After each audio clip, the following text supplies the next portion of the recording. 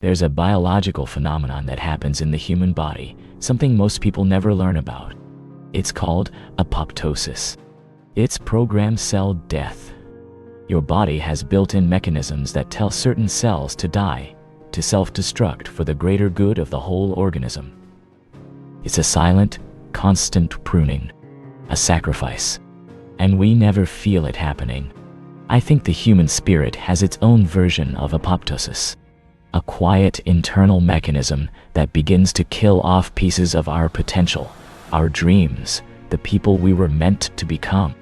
We do it to ourselves. We give the command. We tell the most vibrant parts of who we are to die, to recede, to make way for a life of less friction, less pain, less immediate struggle. And we convince ourselves it's for the greater good. We call it being realistic. We call it growing up. We call it letting go. But we never feel it happening. Not at first. It's a silent surrender. And one day, you wake up, and the landscape of your life is barren, and you can't quite pinpoint when the forest inside you was cleared. One day, you will hate that you gave up. Let that sentence sit with you for a moment. Don't brush it off as pessimism. Don't armor yourself with excuses. Just let it land, heavy and true, in the quiet center of your chest. There will come a day, I promise you, when you look back at your life and finally see it with a devastating diamond clarity, not through the soft focus lens of nostalgia, not through the cracked windshield of your excuses, not through the fog of fear or the comforting lie of maybe later.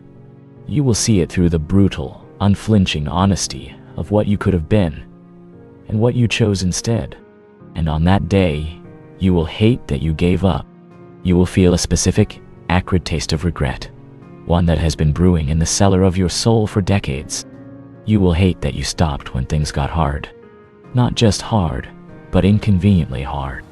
The kind of hard that requires you to sacrifice your evenings, your comfort, your mindless scrolling. The kind of hard that asks you to be lonely in your pursuit, to be misunderstood, to be the only one who can see the flickering light at the end of a very long, very dark tunnel. You will look back, and you will despise that version of you, who saw a mountain and decided it was easier to just set up camp at the bottom and pretend the view was fine. You will hate that you listened to your doubts instead of your potential. Your doubts are loud, they're shrill, they sound like reason. They sound like the voices of everyone who ever told you to play it safe. Your potential, though, it doesn't shout, it whispers. It's the quiet hum in your blood when you're doing what you love. It's the image that flashes behind your eyes right before you fall asleep. The one of you, triumphant, fulfilled, alive. You chose the shouting. You turned up the volume on the fear, and you let the whisper be drowned out. And you will hate that you did. You will hate that you chose comfort over growth, distraction over discipline, fear over action. You traded the temporary ache of effort for the permanent hollow of inaction. You chose the warm, stale blanket of the familiar over the biting, invigorating wind of the unknown. You told yourself you were taking a break, just for a day. And that day became a week. And that day became a season. And that season became the climate of your entire life. And while you were busy convincing yourself that tomorrow was a real place you would eventually visit, time kept moving. It didn't pause for your indecision. It didn't care about your fear. People kept advancing. They passed you by. They built their lives, their legacies, their stories of overcoming. Life kept unfolding. A magnificent, brutal, beautiful tapestry. And you froze. You became a still frame in a moving picture, a statue in a garden that was meant for growing things. And it wasn't because you were weak. Let me be perfectly clear about that. It was because you never realized how strong you needed to be. You thought strength was about never falling. You didn't understand that true, unshakable strength is the will to get up one more time than you've been knocked down. You thought the goal was to avoid the storm. You didn't know you were supposed to learn to dance in the rain, to sail in the hurricane, to become the storm itself.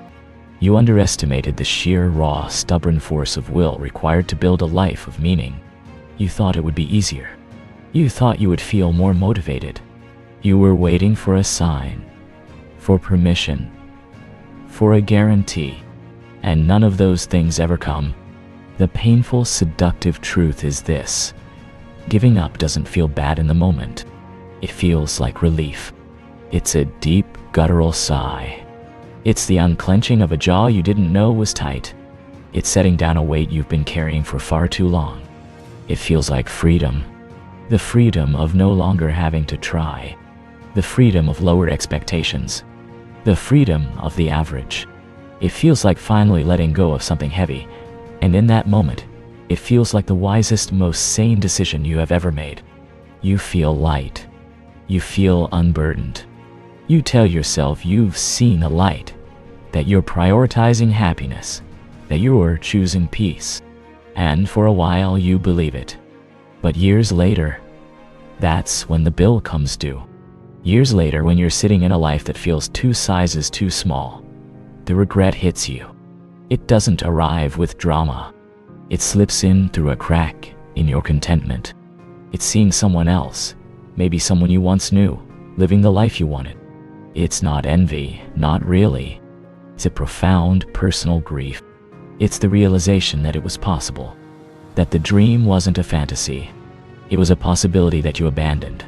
It's when you're older and you finally understand, in your bones, how rare and fleeting true opportunities are. They don't knock twice. They tap lightly once, and if you're not listening, you'll miss it. It's the moment you realize, with a sickening lurch in your stomach, that the door didn't close on its own. You closed it. You turned the lock. You threw away the key. And you did it all while telling yourself the door was probably locked from the other side anyway. That's when the regret hits you. It's a punch you can't block. It's a physical ache, a hollowing out of your insides. It's a ghost limb of a life you were supposed to live, and it throbs with a pain that no present moment comfort can ever soothe. Regret has a special kind of cruelty. It doesn't shout. It whispers. In the quiet moments, right before sleep claims you, it leans in and it breathes its poison into your ear. You could have been so much more. It shows you flickering images of an alternate timeline. You, confident. You, proud of your work. You, living a life of adventure and purpose. You, loved for the authentic person you buried. It's a haunting.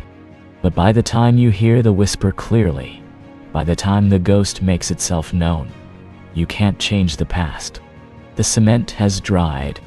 The path you didn't take is overgrown and lost to you. You can only live with the specter of what might have been. You have to carry it with you every day for the rest of your life. And that's the part people don't understand. The fundamental miscalculation we all make. We weigh the pain of discipline against the pain of giving up, and we get the math catastrophically wrong. The pain of discipline is temporary. It's the burn in your muscles during the last rep. It's the frustration of learning a new skill. It's the loneliness of the path less traveled. It's acute. It's sharp. It has a beginning and an end. But the pain of regret is permanent. It's a chronic condition. It's a low-grade fever of the soul that never breaks. It's a background noise of disappointment that colors every success, taints every joy. A temporary burn versus a permanent scar. We keep choosing the scar because we're afraid of the burn. When you're 40, looking in the mirror and seeing the first real lines of age, etched not by laughter but by resignation, you won't remember the struggle it took to pursue your dream. You won't remember the late nights, the rejections, the moments of doubt. Those will have faded, transformed into war stories, into the foundational myths of your success. What you will remember, if you gave up, is the moment you stopped. You will remember the exact second you told yourself, "This isn't worth it," when it actually was. You will remember the click of the mouse as you closed the document you were writing. You will remember the feeling of the gym bag you never packed. You will remember the application you left unfinished. You will remember the conversation you were too afraid to have. These moments, these tiny, seemingly insignificant surrenders. They become the tombstones in the graveyard of your potential. And you will visit that graveyard every single day. You'll remember who you could become. Not as a vague idea, but as a specific, tangible person. A person with more light in their eyes. A person who carried themselves differently. A person who wasn't haunted by the ghost of their own choices. You will hate that you never gave that version of yourself a chance to exist. You will hate that you were the one who stood in your own way. That you were the jailer and the prisoner. That you were the dreamer and the killer of the dream. This is the most profound self-betrayal there is. It's not that the world beat you down. It's that you laid down the weapons you were born to wield and walked away from the battlefield of your own life without ever firing a shot. But here's the part you need to hear. The part that can change everything if you let it. This future, this day of regret, is not yet written. It is a possibility, a probability even, but it is not a certainty. It's not too late, unless you keep doing nothing. The sentence, "One day you will hate that you gave up," has an addendum, a clause of redemption. It continues, unless today becomes the day you decide not to. The power to rewrite that future is held entirely in this present moment. Not tomorrow, not next Monday, not January 1st. Right now, in the space between this breath and the next. Every great comeback story, every epic tale of redemption you've ever heard, every biography that made you lean in and feel a spark of hope, they all begin at the exact same moment. The moment someone chose to rise instead of sit, to try again instead of fold, to move forward even when every fiber of their being was screaming at them to stay down, to be safe, to accept their lot. It begins with a decision that feels less like a triumphant fanfare and more like a quiet, gritty defiance. It's the decision to pick up the pieces, not because you know you can put them back together perfectly, but because you refuse to leave them shattered on the floor. You don't need motivation. Motivation is a fair weather friend. It's there when the sun is shining, and then it vanishes at the first sign of rain. You can't build a life on something so fickle. You don't need perfect conditions. The perfect time? The perfect amount of money? The perfect alignment of the stars? These are myths we tell ourselves to justify our inaction. The conditions will never be perfect. The battlefield is always muddy. The tools are always imperfect. The forecast is always uncertain. You don't need permission. No one is going to tap you on the shoulder and anoint you as the one who is finally allowed to pursue their dreams. The world is not waiting to give you its blessing. It's indifferent.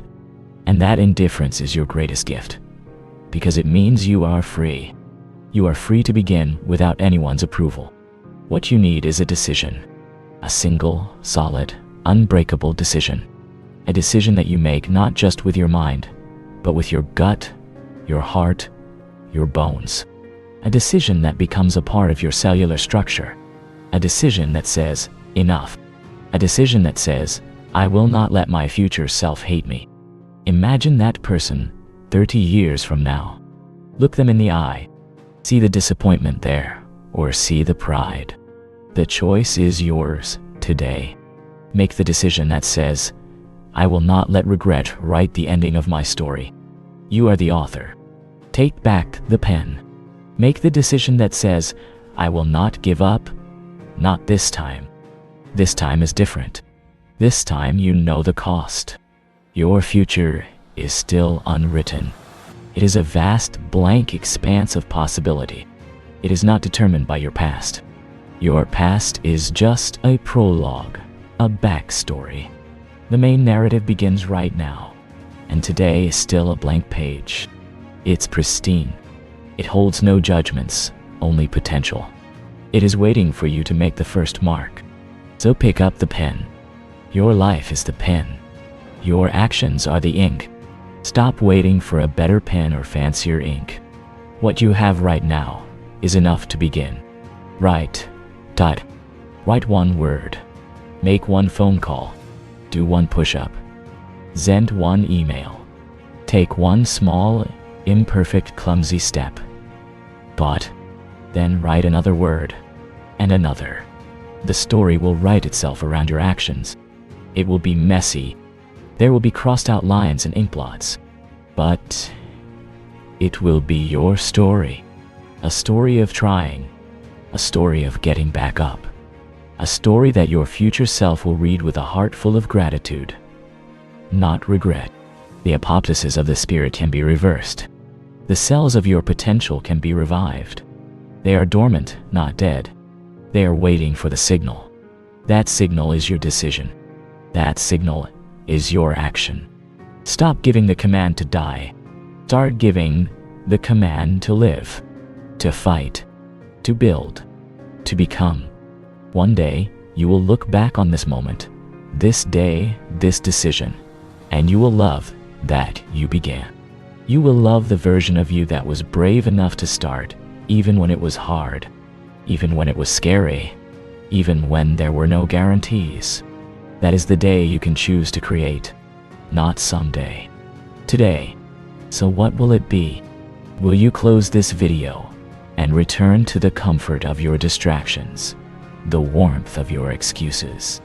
Or will you right now, in the silence of your own mind, make the decision? The world doesn't need to hear it. You don't need to announce it on social media. This is a contract you sign with yourself, witnessed only by your own soul. Make it. And then, take the first step. However small, however insignificant it seems. Begin. Your future self is waiting, and they are praying that you do.